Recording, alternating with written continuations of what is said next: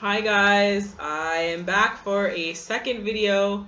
I just wanted to start off by saying how floored I am by all of the emails and texts and Instagram messages, Facebook messages I've been getting from a lot of you who are in the same situation that I am in and going through the same things every day that I go through, and your kind words and message to keep going and all of your support is from the bottom of my heart greatly appreciated. And you guys are the reason why I decided to do this, because I felt like I wasn't alone, and lo and behold, I'm not.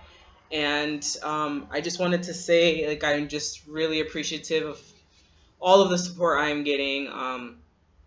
I think in the last 4 days I've had like over 100 views on YouTube, which is great. I'm not looking for some kind of overnight success from this, or to write some kind of book, or become YouTube, Instagram famous. I just am doing this as an outlet to help myself and help other people. So, like I said, I'm greatly appreciative of all of the kind words and things you guys are saying, and I will keep going for as long as this lets me or allows me to. This week was a really, really long week.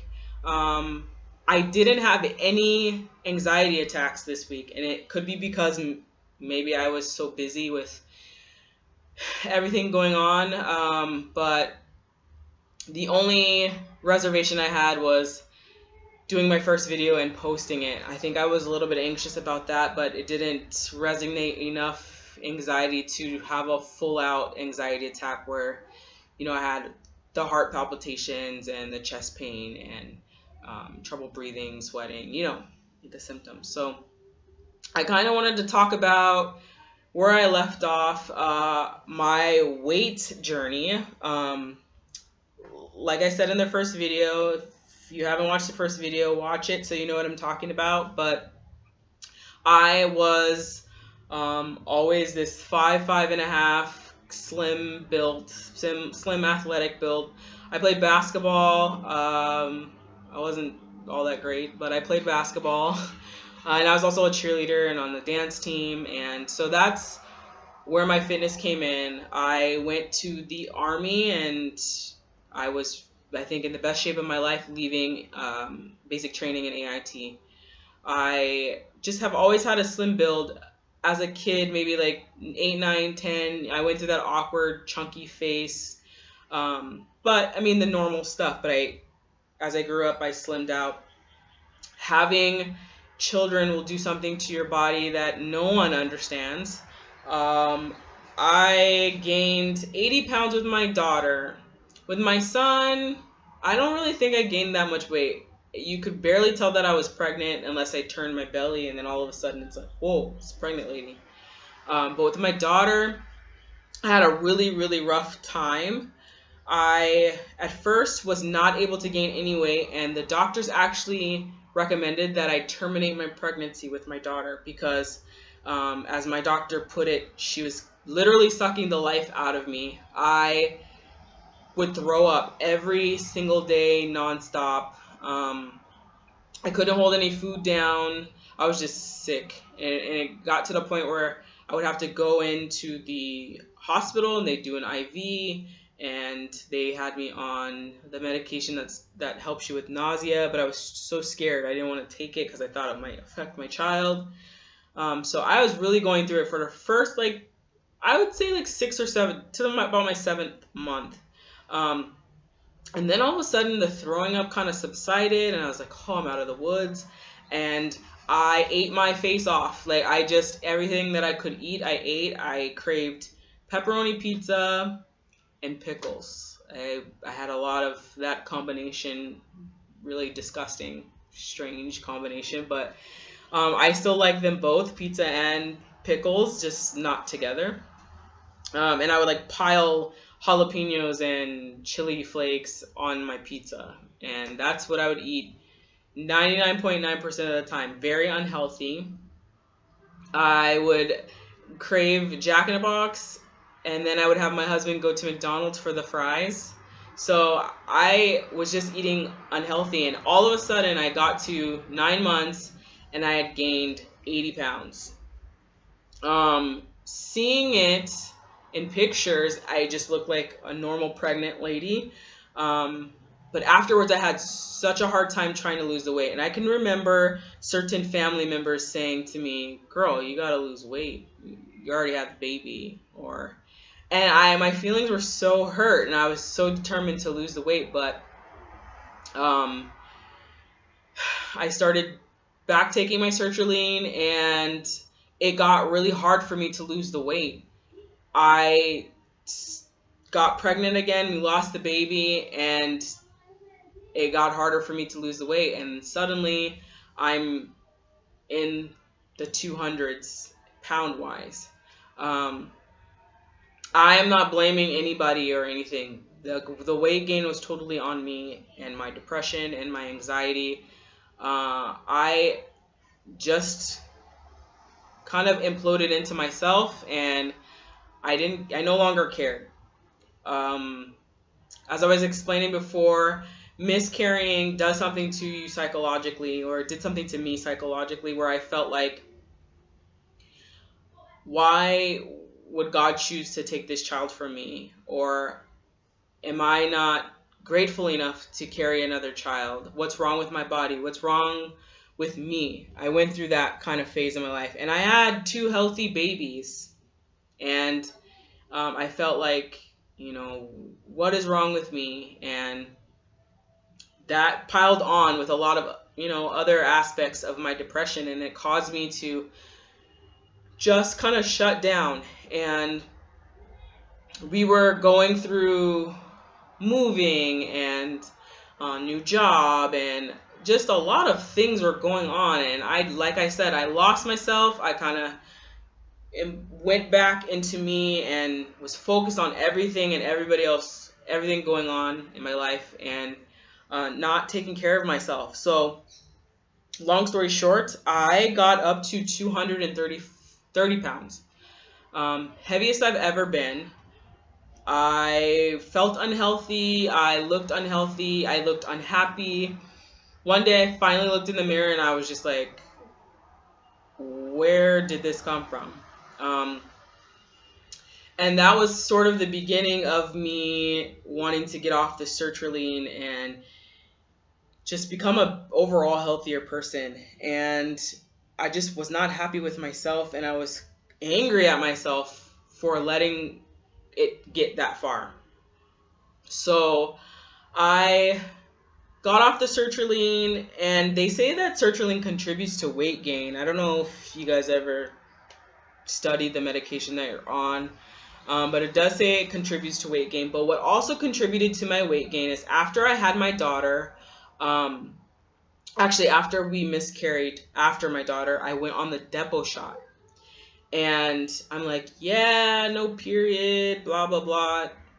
I think that was the worst thing that I could have ever done, because my body hormonally was already doing this up and down kind of situation.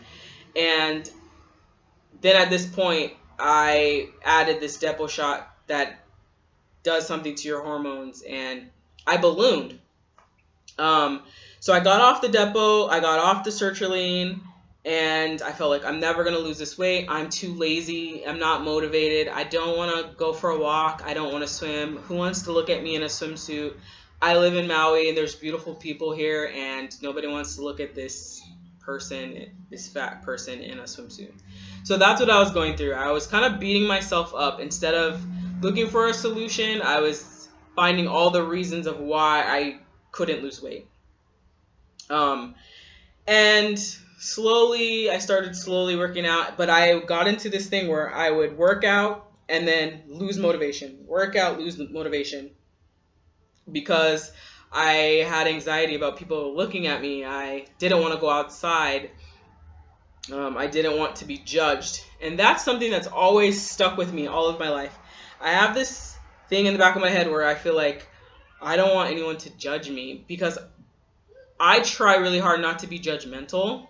I know in my life that I have been judgmental. I think every human being has, but I just don't like to be the subject of the round table, is what I like to call it. I don't like to be the subject of anyone's conversation. I've heard this saying before: what people think about me is none of my business. It's the realest statement I've ever heard of in my life. Um, but I don't want to hear down the road that, so and so was talking about you, Carlina, and this is what they said. It hurts my feelings to know that people are talking about me. And I always think about, if they're talking about me negatively, I never think, oh, they might be saying something really nice about me. I always look at it in a negative light. And so that in itself gave me, still to this day, I get anxiety about other people talking about me. This is the wrong kind of business to be in too, because it's a self-growth thing for me, because putting myself out there I'm going to be the subject of people's conversations.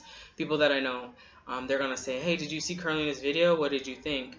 And I've had to condition myself before even doing this first video to say, no matter what, this is your truth and this is your form of therapy. So don't worry about what others are saying.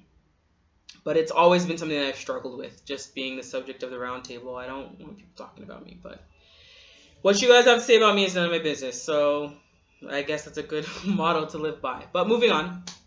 So I would get very motivated about working out, and then, you get to the third day and it's like, I'm sore. I don't want to do this anymore. And I did that like 50 million times. And my husband would be like, yeah, I'm ready to watch you rock and roll, and I'll do it with you. And then he'd be like, oh, 2 days later, okay, yeah, she's going to quit. Let's just go get a cheeseburger. And I blamed him because I felt like, you just want me to be fat. You want me to stay like this. You don't want me to feel good about myself. And it's actually an argument that we had, because I actually felt like he wanted me to stay unhealthy and unattractive. In my eyes, I felt like I was unattractive. And my husband, bless his heart, he tells me every day, you're beautiful, you're sexy, I love you. And a girl's got to hear that all the time. And I think now I kind of take advantage of the fact that he says it all the time. And I'm just like, okay, well, you're supposed to say that, you're my husband. But at the time, I really thought he wanted me to stay in that space. And that had a lot to do with my depression too, because I blamed him for keeping me in that kind of bubble. But it wasn't his fault. It was my own fault and my own struggles that I had to get through. So once I stopped taking the sertraline and I went through that kind of psychosis 10 days where I was literally in the fetal position for days because my body and bones ached so bad. I kind of got through that and I saw the light. I began to exercise a little bit and then just do it in moderation and do it on my own time. And now my son is in here and he's watching me. But so I started to do it at my own time, and I wasn't losing any weight, and it was depleting. I couldn't figure out for the life of me why I wasn't losing any weight. Fast forward about 6 months later, I got really sick. And I've always been a person to say, oh, my stomach hurts. And my stomach started hurting really, really, really bad. And I couldn't figure out why I was feeling so sick all the time. I would go to the doctor. The doctor couldn't figure it out. I went to the emergency room several times. They couldn't figure it out. Then finally, I was at work. And there's my son. And I hunched over in pain. And it was the worst pain I've ever felt in my life. I felt like I was having a baby. And we went to the emergency room, and I got a different doctor this time. Because the first 4 times I went to the emergency room, I got the same doctor. And he diagnosed me with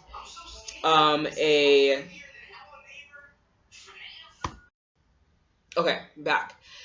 So the first time the doctor diagnosed me with a slightly irritated, swollen gallbladder. He said, you need to go see a GI doctor. I think your gallbladder might be irritated or something. Okay. So 3 days went by and I still had the same pain, so I went back to the emergency room. He says, you have the stomach flu and you're kind of back in your 3rd day of it, so it's going to pass. A week later, I went right back to the doctor, and I was going to work with all of this pain. Like, I just wasn't feeling good. The fourth time I went to the emergency room, I was in tears, and I pled with the doctor. I said, listen, there's something wrong. There's really something wrong.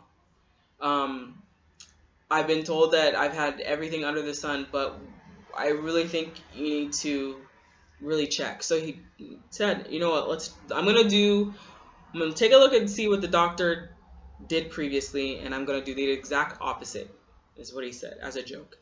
But he did do the exact opposite, and he did everything under the sun to try to figure out what was going on with me. They found the source of my pain. Backtracking just a little bit, I had my tubes tied, and I had a certain device placed in my tubes, and this device, surgery went fine. A couple days later, I was having pain, so I went to the emergency room, and the piece that they use now to, sever the fallopian tubes, the piece that they used had slipped, and it was poking into my cervix. So every time I walked, I would have this metal piece poking into my cervix. So I had an emergency surgery right after that emergency room experience, and they removed the left fallopian tube. And fast forward, the same issue happened to my right side, and that piece needed to be removed. And it was making me sick. I lost about 40 pounds from that experience that began 4 months ago to now. I've lost 40 pounds. And at first when I started losing weight, my husband was like, what's going on? You're like slimming down and you're not really doing anything. No, I wasn't doing anything. I was just doing my everyday motherly duties, but I wasn't doing anything in particular to resignate the significant weight loss. But I was still sick, and to this day, something else is still going on, and I'm undergoing a lot of tests, and they're trying to figure out why it is that I am not able to really eat as much as I have been able to in the past. Why I always have a sour stomach, pain that wakes me up in the middle of the night in my stomach, not only. So I'm dealing with anxiety in my chest and like stomach issues too now. So I have lost 40 pounds, and I'm very happy that I've lost the weight because I feel so good, but I'm not happy that I've lost it the way that I have. I wish it was under different circumstances. However, I lost the weight, I feel better, and I'm able to do more. And I am more active now than I had been because I was just in all this pain. And I am still in pain, and like I said, I'm still very sick. However, I am not the type of person to let things get me down for too long. So like I told my doctor, there's one of two options. I'm going to just continue living my life the way I need to live my life and turn it around, flip it, and be healthier, or we're going to figure out what's going on. So while they're figuring out what's going on and taking their time, I just took matters into my own hands, and I'm going to be healthy for me and my kids and my husband, and do whatever I need to do on my end to make sure that I'm not contributing to being sick. Your body's kind of out of your control with some things, and I understand that. However, I'm just not going to let this be another thing that's going to get me down. And I refuse to allow it to be another excuse as to why I'm not active with my kids or why I'm not going to wear a swimsuit. So this summer, which is approaching soon, I am buying a 2-piece swimsuit because I've lost enough weight to be able to fit myself into a 2-piece and feel good about it. So I'm really excited about that. And those of you that are on a weight loss journey, I give you my utmost respect, and I give you my utmost support. And because it's hard to stay consistent in a pattern to where you love to work out. Oh my God, I love to run. No, I hate running. I hate it with passion. I played basketball and I was complaining every time I had to run up and down the court. I complained. I complain now when I have to run. When my son's on the field playing football and he wants me to run drills with him, I'm like, they're not paying me to do this. So I gotta get a better mindset about running. My daughter loves to run, and it's probably gonna be something that she's gonna want to do with me, and I have to face that and be more positive about it, because I definitely don't want my kids looking at exercise in a bad light and saying, okay, well, mom complains about it and she doesn't do it, so we don't have to do it. And I definitely don't want to be unhealthy, and I don't want them to be unhealthy. So those of you who work out, kudos to you, like mad respect, because I hate it. But I will find my routine. I'll find something that I love, and I'll start to do it.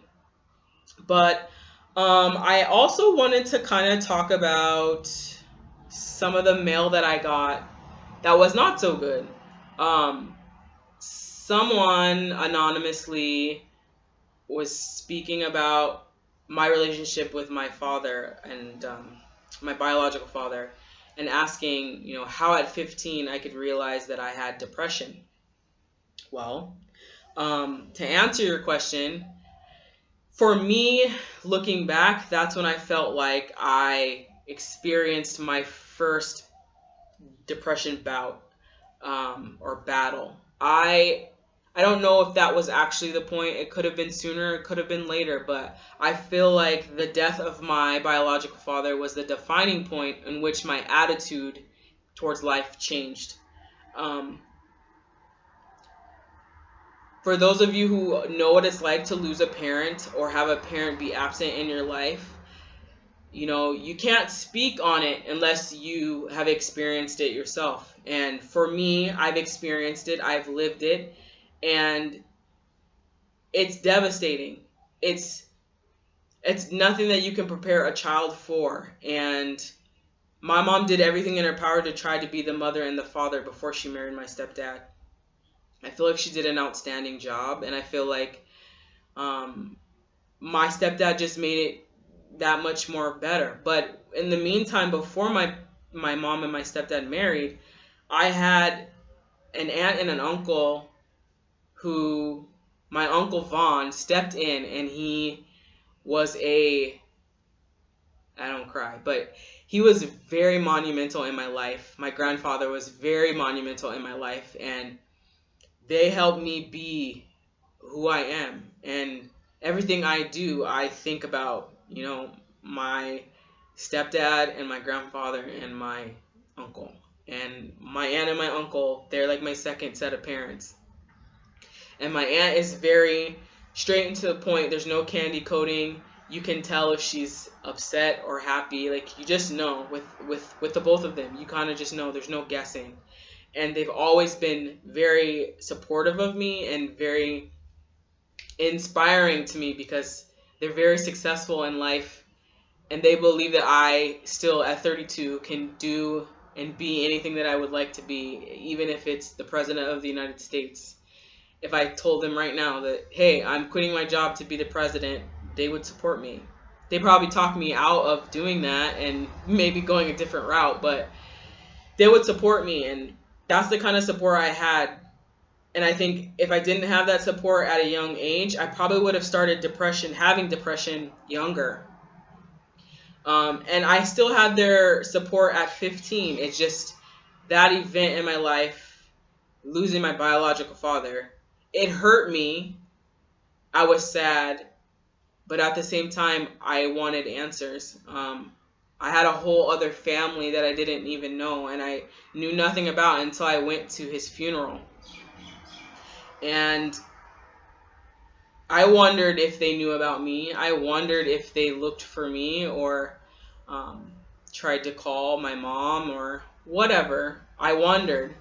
And, now at 32, I am at peace with that situation, because I'm never going to get the answer that I'm looking for. I can't go to him and say, why did you choose to leave? Why did you choose not to be active in my life? But from 15 to, I would say, about 25, maybe even 29, I still felt like I was owed that answer. And so it took me burning bridges, being out of character, being reckless with my life to realize, okay, I'm depressed. This is my outlet. This is my cry for help. And I need to realize this and shape up and be the person that I'm supposed to be, and not be this person who is reckless with their life and could die at any moment, and ruins relationships. And I just went through that spell in my life, and that's how I know that I had depression at 15. Now looking back and saying, okay, I think this is when it started. Everybody's different. You can't watch someone's video and say, oh, she doesn't know what she's talking about, because this is my own truth.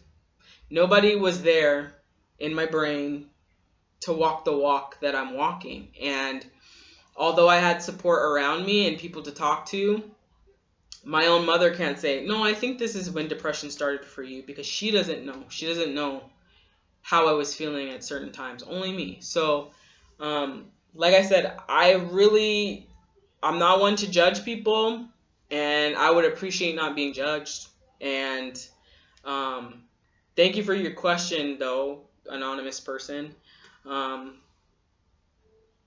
At first, I was angry about the question, but there's no point. I mean, everybody's entitled to ask questions, and that's just for me. Looking back, I felt like at 15, yes, that's a really young age, but I can tell you now, my 8-year-old son has more anxiety about life than I ever did at 8.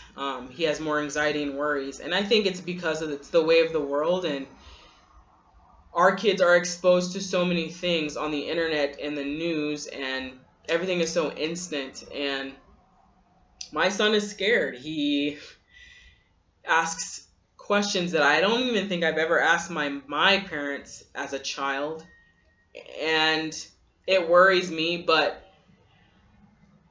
now that I'm fighting my own battle with anxiety, I make sure that he's able to have an outlet to talk, and that we do things naturally. They go for a walk and blow off steam by, he plays football, so that's his way to let out steam.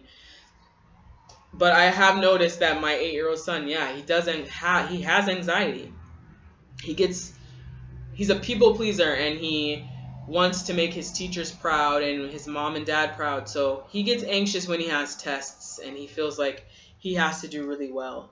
And he gets upset when he doesn't do well. But I think it's all on the parents. Us as parents have to say to our child, like, you're going to fail in life. Sometimes you're not going to do as well as others, but it's okay. And with us telling him that it's okay, I think that makes him rest easier. If I didn't have that conversation with him and his dad didn't talk to him, I think he would be more of an emotional wreck and more anxious and more feeling like, I got to do this correctly because mom and dad are going to be angry. He's 8 and he's in 2nd grade, and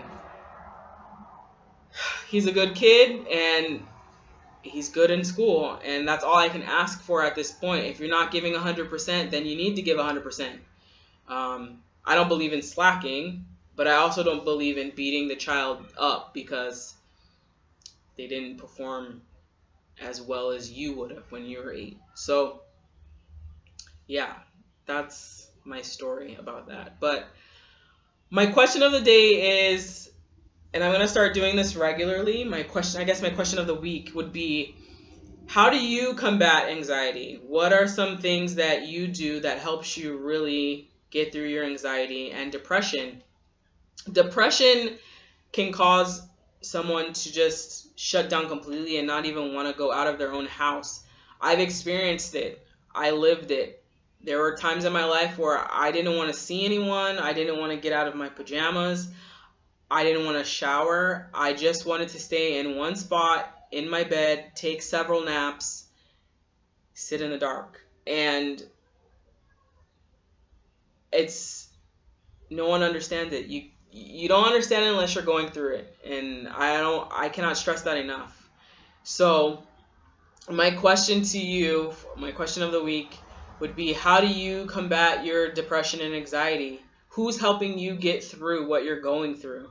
I would encourage you guys to find a friend and an outlet or a therapist, journal, something that's going to help you conquer your depression and anxiety, because although it may not be curable and you may not ever get over having anxiety and depression, you can combat it. And some days you'll have bad days and some days you'll have good days. Like I have bad and good days, every day. But I don't let it get me down as much. And when I have my bad day, I go through it. And at the end of the day, I'll talk about it. Or the next day, I'll talk about it. And that's what's been helping me get through. I'm also meditating and reading a lot of like self-help books. And not everything helps for everybody, but like taking little tips here and there to make your own, I've found for me has been really helpful. So, question of the day, what helps you with your anxiety, your depression? What helps you get through? What's your favorite workout plan? Maybe I will try it and let you know how it goes. I do need to work on squats though. So maybe I'll try like a 30-day squat challenge. If anyone has a good 30-day squat challenge out there, let me know and I will try it and I will record my results. But anyway, it's been real talking to all of you. Again, I just thank you so much for all of the love and support that I've been getting. And hopefully we continue to get and we continue to make this a bigger and bigger thing to where we are all getting help and helping each other. So my wine of the week is from Alexander Valley Vineyards. It's a Chardonnay. So I will grab my wine and say cheers to your truth, you guys. Have a good week. Aloha.